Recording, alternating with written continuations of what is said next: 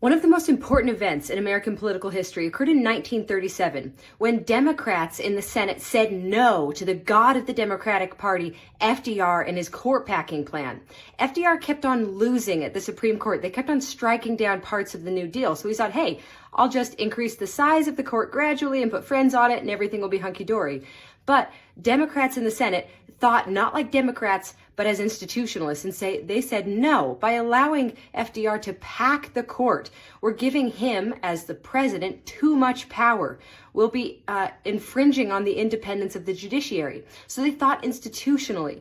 In other words, they knew that their own personal political power is attached to the power of their institution, and so that they needed to fight back against the institutional power of the presidency in order to protect their own power. This is how our system works. You need members of Congress to think institutionally as Congress members. You need the president to think institutionally as the president and not as partisans. So until Congress begins thinking like senators, like members of the House, protecting their institutions and not as Democrats or as Republicans, they will never claw back power from the president and thereby rebalance our system.